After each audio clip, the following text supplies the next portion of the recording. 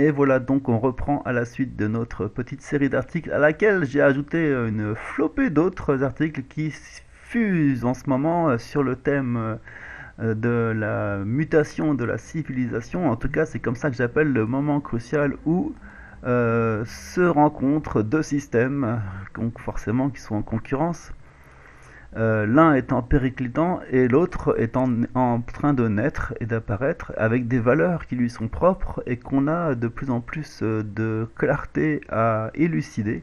De même qu'on a de plus en plus de clarté à élucider quelles étaient les valeurs de l'ancien système. On est donc dans un espèce de moment de l'histoire où les choses se révèlent avec beaucoup de clarté.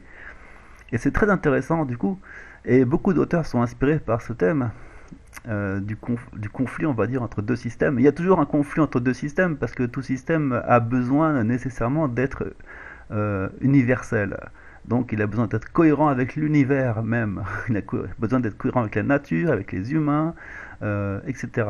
Dans l'ancien système, cette cohérence était obtenue en forçant les choses, en disant bon bah écoutez les gars, il va quand même falloir faire un effort si vous voulez être cohérent avec le reste. Et donc l'ancien système avait une prémisse de forcer les gens à à se formater, quoi, en fait, de façon à correspondre au système et de façon à obtenir, sans qu'ils le sachent textuellement, hein, mais de façon à obtenir une harmonie.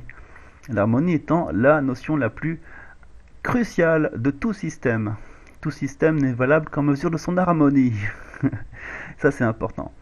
Mais voilà, l'histoire a fait que un autre système est apparu et donc en réponse surtout au premier, donc c'est en solution aux problèmes posés par le premier, de façon à produire une meilleure harmonie.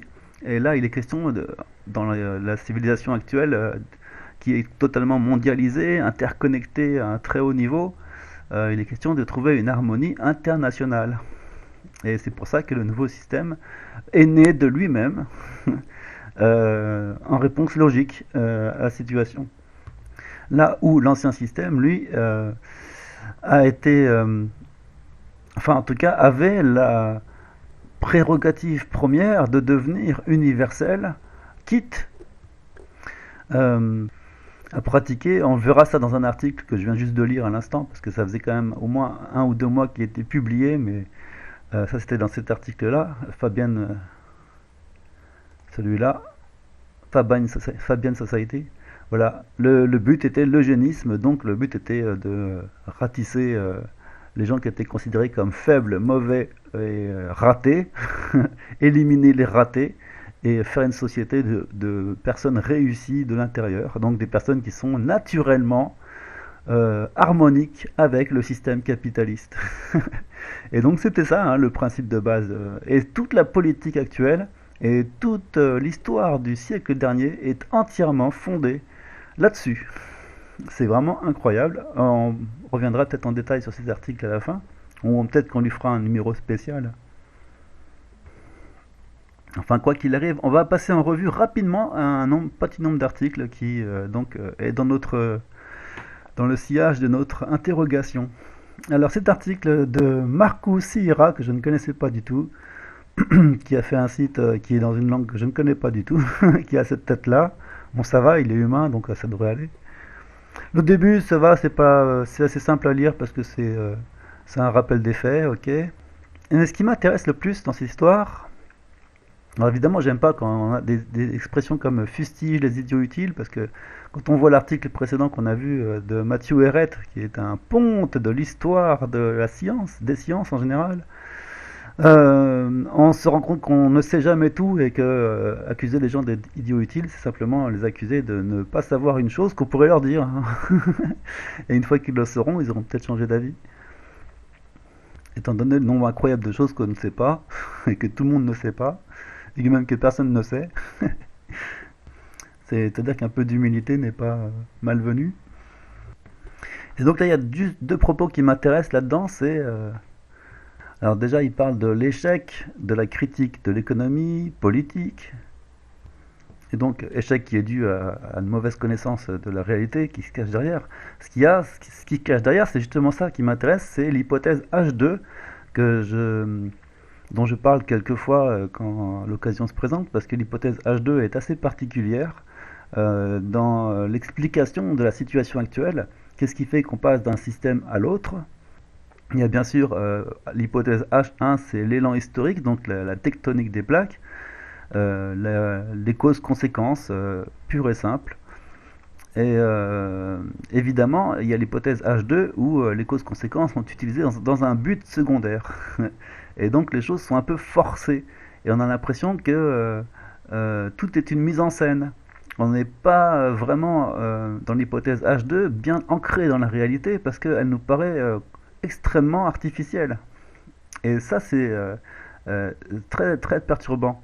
Dans l'hypothèse H1, on est super bien ancré dans la réalité et tout s'explique et on se dit oui, bon, ils sont bêtes, oui, bon, ils agissent en raison de, de façons de penser qui sont obsolètes. Et en phase 2, il y a des gens qui sont rationnels et qui se défendent de façon intelligente. Et donc l'histoire se fait, s'écrit devant nous pour le plus beau bonheur de nos yeux ébahis et éblouis. Parce que vraiment l'histoire est en train de s'écrire. Et là c'est un énorme morceau de l'histoire qui est en train de s'écrire. C'est phénoménal. Et dans l'hypothèse H2, bah, tout ça c'est du fake. Ils sont en train de jouer la comédie et ils nous sont en train de nous monter un plan pas possible. Et cette hypothèse H2 elle peut se décliner en H2A, H2B dans la mesure où le plan initial était uniquement voulu par le camp occidental, donc c'est eux qui font que tout soit artificiellement provoqué pour obtenir un but que de toute façon ils n'obtiendront jamais puisque l'hypothèse H1 euh, reprend le dessus sur la réalité. Voilà comment les choses peuvent être complexes, mais c'est donc intéressant de discerner l'hypothèse H1 et H2. Alors dans la mesure où ici il décrit très bien l'hypothèse H2, je cite donc de manière cruciale, le vieux pouvoir d'argent comprend également que l'effondrement doit avoir lieu sous la forme d'un effondrement contrôlé du modèle actuel qui lui permettra de maintenir sa position dominante dans la normale capitaliste néo-féodale imminente. Pour certains, c'est le capitalisme de contrôle, pour d'autres, c'est le communisme mondial. Voilà en gros l'idée. Et un communisme mondial parce que on l'a vu encore avec tiens, je te refais un petit tour sur Plick, on peut revenir sur la Fabine Society. C'était un mot, attends, je vais te le retrouver vite fait, qui était extrêmement bien décrit et voulu et extrêmement étonnant dans cet article, c'est le fait que le but final est quand même on va le dire là la collectivisation des richesses sous un commandement central. C'est intéressant, hein, du coup. Il y a une idée de communisme, mais telle que voulue par un pouvoir qui contrôle tout. Et ça, c'est ce que défend le capitalisme néolibéral occidental. Donc en gros, il dit... alors qui dit? Bah, c'est H.G. Wells dit la collectivisation signifie la gestion des affaires communes de l'humanité par un contrôle commun responsable devant toute la communauté. Ça signifie la suppression de la loi du plus fort dans les affaires sociales et économiques tout autant que les affaires internationales. C'est l'abolition franche de la recherche du profit de tous au moyen de tous les moyens par lesquels l'homme s'arrange pour être le parasite de son prochain. C'est la réalisation pratique de la fraternité des hommes par un contrôle commun.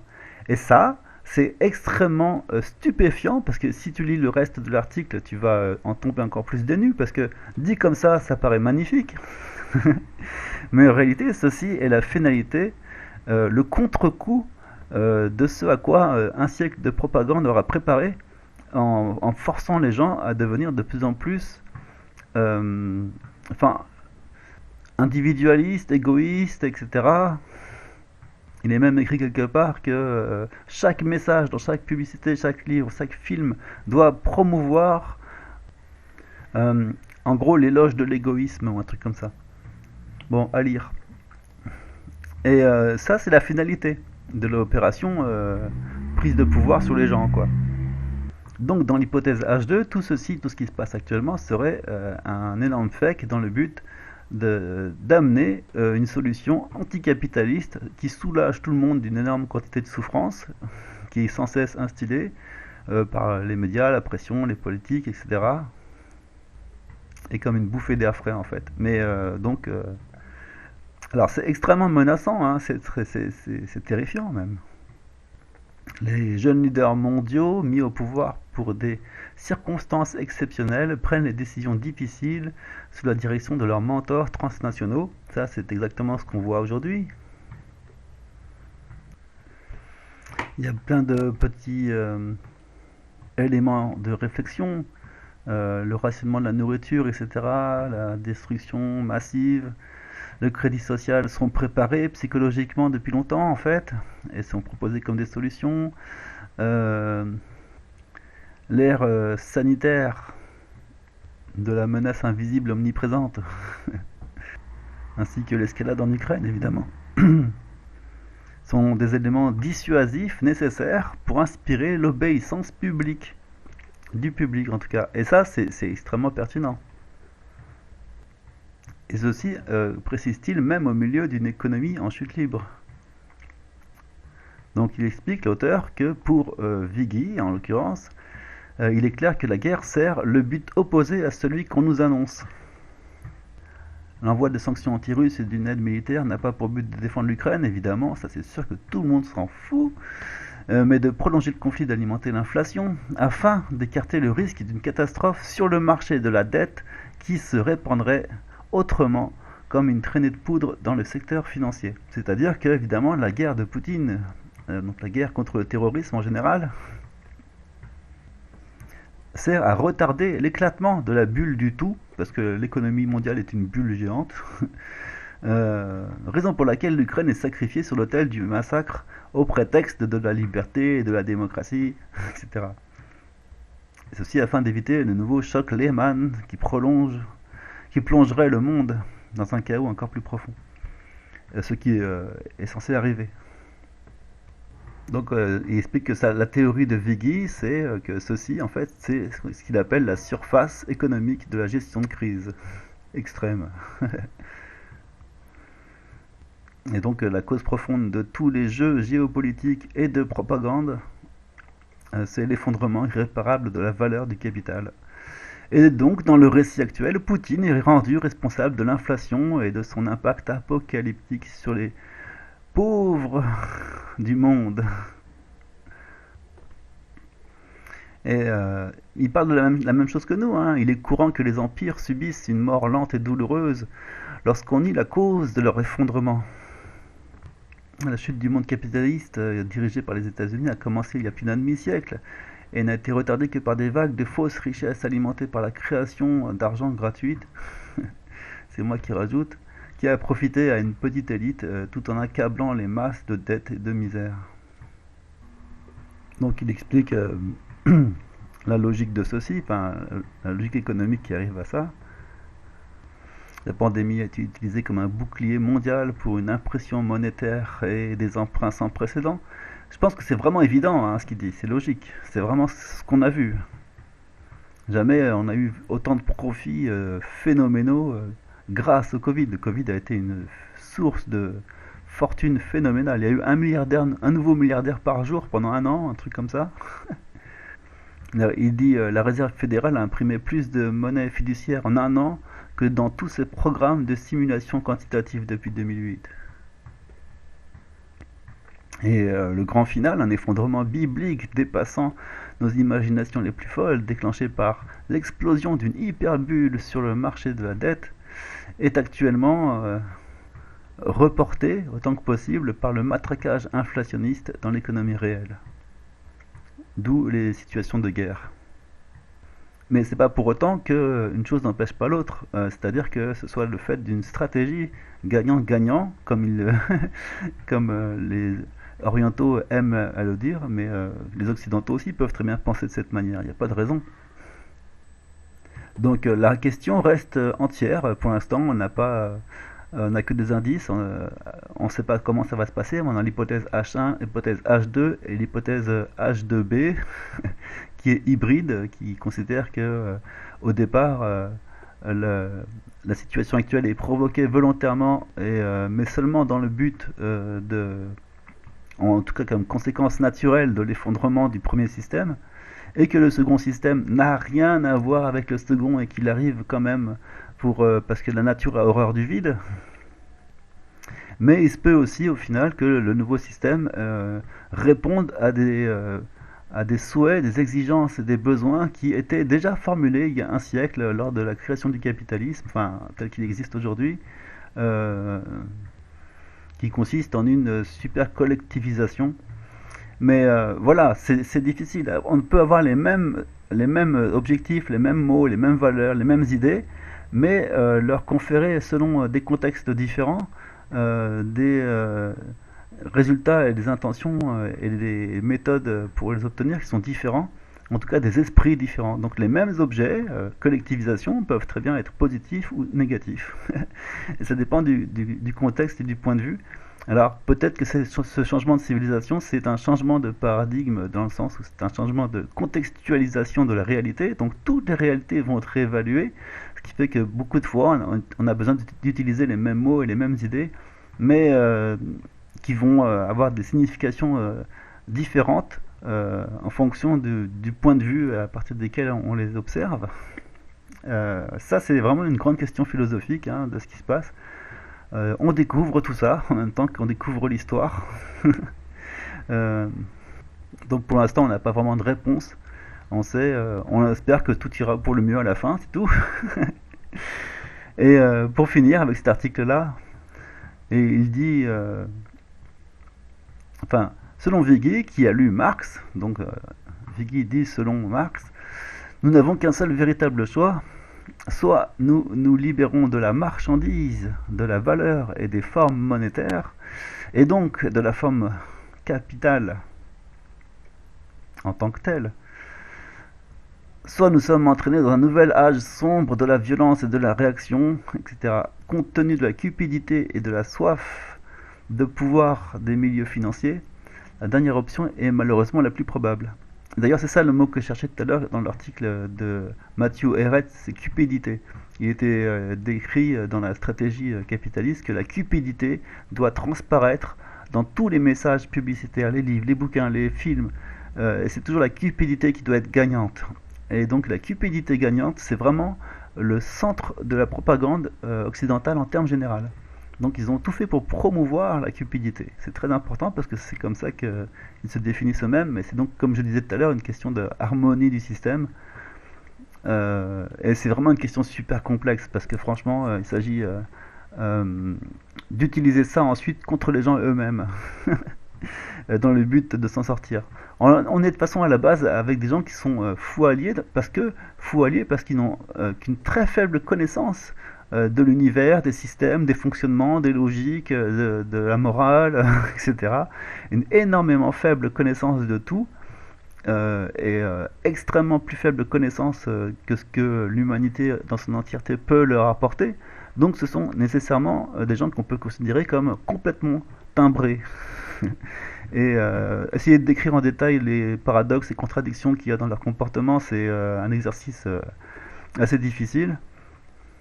Et c'est même pas vraiment utile. C'est pour ça qu'il faut rester sur une surface des choses dans la mesure où on va essayer de rester positif, quoi qu'il arrive.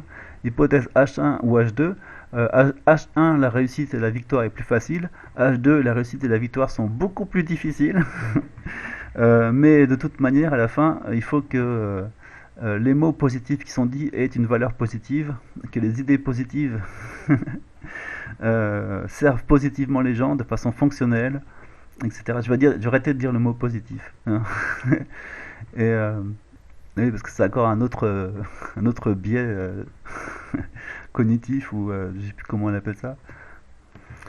Mais en tout cas, c'est pour dire que bon, des fois on voit des belles choses qui se produisent et donc on est content de les voir arriver. C'est ça qui importe. Et pour moi, bah, l'avènement d'un nouveau système qui est porteur d'une philosophie que j'attendais depuis longtemps et que je trouve extrêmement fonctionnelle, ça pour moi c'est une bonne nouvelle. Et il faut se concentrer en fait sur les, alors c'est ce que dit Tom Longo, sur les grandes questions que nous devrions nous tous nous poser en matière de géopolitique. Tintin. Dire que l'actualité est désordonnée aujourd'hui serait le comble de l'euphémisme. Comme j'ai essayé de le dire juste avant, on est très vite empêtré dans des contradictions insurmontables. Chaque jour, les titres de journaux présentent des nouvelles séries de données contradictoires qui nous convainquent d'un mensonge et servent les intérêts de quelques-uns. Et donc toute la difficulté, explique-t-il, c'est d'éliminer les éléments superflus de l'information pour trouver ce qui peut être utile à la réflexion en fait. Et parfois, il est préférable de reculer de quelques pas, de se rabattre sur ses principes de base et de se rappeler quels sont les acteurs, ce qu'ils veulent, puis se poser la grande question. Non, puis de poser la grande question à chacun d'eux, c'est-à-dire est-ce qu'ils réussissent dans ce qu'ils essayent de faire. Et en fait, l'objet de cet article, c'est d'aller plus loin que est-ce qu'ils réussissent, parce qu'on voit bien que euh, soit ils réussissent et ils font semblant de ne pas réussir,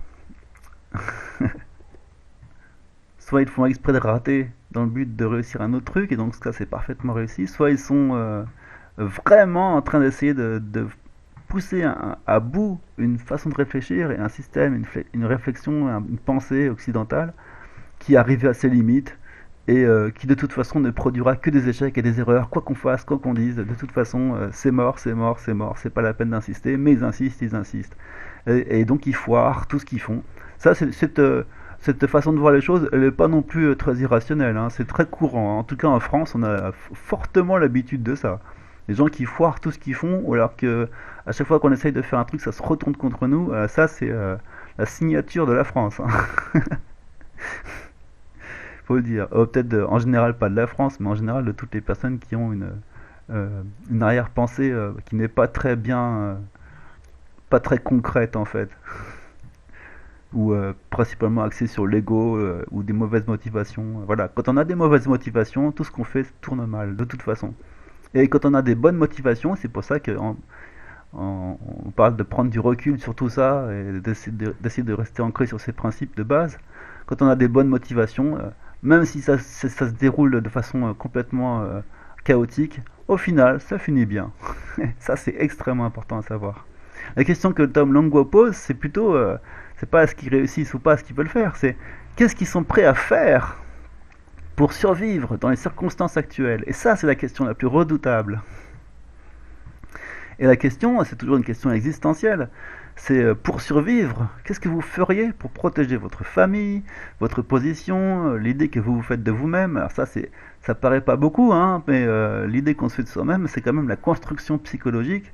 Et la construction psychologique, c'est ce contre quoi le cerveau se protège avec le plus d'efficacité. Parce que remettre en cause des choses qu'on a dites dans le passé, des choses qu'on a faites dans le passé, en raison d'une construction, euh, comment on va dire, intellectuelle, et qui vient tout d'un coup d'être remise en cause, ça veut dire remettre en cause toute la personne, toute sa vie, tout ce qu'elle a dit, tout ce qu'elle a fait, sa raison d'être, le fait même de manger, le fait même de se lever le matin, tout. Évidemment que le cerveau il se défend contre ça, c'est vital. Et donc, expliquait-il, tout le monde a des limites à sa moralité. Et là, il insiste bien, hein, mais tout le monde, hein. Tout le monde a une ombre, un côté sombre, un endroit où il se replie. Ça va être marrant ce qu'il va dire après, tu vas voir. Où il se replie sur son soi obésien et voit le monde uniquement en termes de guerre de tous contre tous. Et là, toute personne qui se refuse de l'admettre est une personne que vous devriez fuir en hurlant. Non, je trouve ça drôle. En même temps, je me sens pas trop concerné, donc. Bah, tu vois, il y a des gens comme ça, comme Poutine, c'est son truc, et c'est le sacerdoce. Quand il faut se sacrifier soi-même pour le bien des autres, ben, il n'y a aucun problème, hein, on y va, la tête la première, voilà quoi. Mais voilà, le problème après, c'est ceux qui se revendiquent toujours de la supériorité morale sont toujours les bons. Et ceux qui ne sont pas Et ce sont eux-mêmes justement qui ne sont pas limités dans leur comportement. Et ça, le fait de ne pas avoir de limite dans sa morale, c'est vraiment, comme il dit, des gens qu'il faut fuir en hurlant parce que ils ont l'air de rien comme ça, mais c'est extrêmement dangereux. Il est assez cynique, le père Tom Longo, sur ce coup, mais quand même, il prévient que ça va être difficile. L'envie de sauver l'humanité n'est presque toujours qu'un faux semblant. L'envie véritable est celle de diriger le pouvoir, et ce que tous les messies cherchent réellement, et non pas la possibilité de servir. C'est vrai même pour les frères pieux qui portent l'évangile dans les pays étrangers, mais évidemment surtout eux. L'envie de diriger. Ouais, donc ça, c'est l'envie de diriger dans un système hiérarchique, c'est quand même l'endroit où on est le plus tranquille et le plus libre en fait. Après, si on pense de manière, justement, voilà, si on pense de manière orientale avec la nouvelle philosophie, et ça, je vais pas arrêter d'en parler, ce sera sûrement le nom de la nouvelle série. On pense en termes de réciprocité, et ce qui est bien pour nous, on le veut pour les autres en premier. Donc, euh, si quelqu'un veut trouver du bonheur dans le fait de diriger, c'est-à-dire qu'il veut trouver du bonheur dans quelque chose, et c'est cette chose qu'il doit déterminer et promouvoir et offrir à tout le monde. C'est ça, c'est une philosophie à part entière. Mais bon, là on parle des gens de Davos et la question c'est qu'est-ce qu'ils sont prêts à faire pour défendre leur morceau de certitude sur le monde, leur certitude, leur construction psychologique et leur vision du monde qui est complètement abrutie, obsolète et complètement vouée à l'échec. On aura beau le répéter. Mais qu'est-ce qu'ils sont prêts à faire pour se défendre jusqu'à la mort, pour protéger leur, leurs illusions en fait et leurs berlus. Et la question est nécessaire.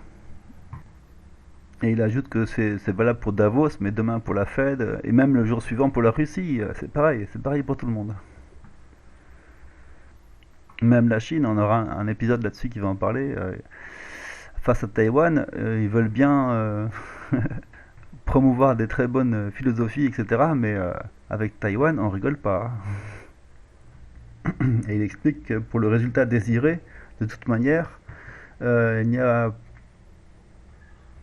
aucune, aucun résultat ou aucune combinaison où le résultat de chacun est maximisé. Ça, c'est pas comme ça que ça réfléchit.